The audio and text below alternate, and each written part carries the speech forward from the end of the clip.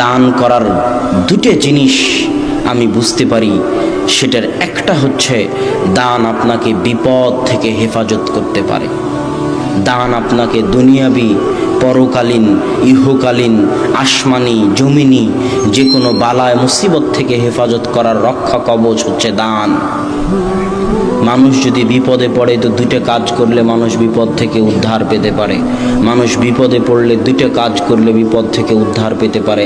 এক, বিপদে পড়া মাত্র অত ডিসি, ওসি, মিনিস্টার, ডাক্তার, আপনার ছেলে অ্যাক্সিডেন্ট করেছে, আপনি মোবাইল ফেলে দিয়ে দৌড়াচ্ছেন ডাক্তারের কাছে, অত তাড়াহুড়ার প্রয়োজন নাই। ডাক্তার আপনার কিছু করতে পারবে না, ডিসি, ওসি আপনার কিছু করতে পারবে না। বিপদে পড়া মাত্র আগে কাকে জানাতে হবে যে আমি বিপদে পড়েছি?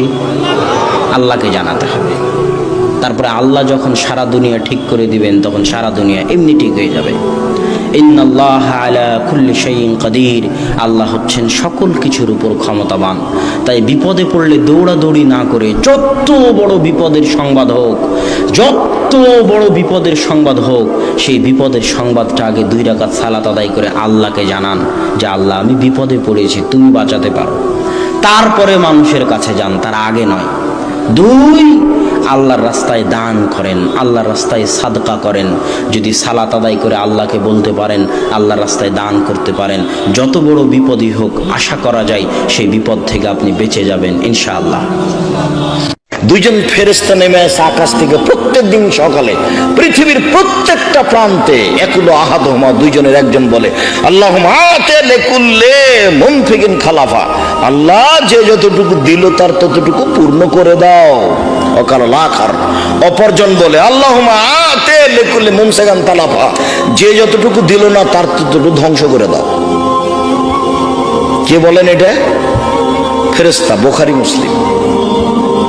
আমি যে 10 টাকা দিলাম না আমি সফলতা অর্জন করলাম এটা নয়। কাজেই উপার্জন থেকে একটা দানের হিসাব রাখবেন। আমি বললাম এজন্য নয়, আপনি মনে রাখবেন যে দান সবচেয়ে শক্তিশালী ইবাদত। 2টা কথা মনে রাখেন, সদাচরণও ইবাদত, দানও ইবাদত।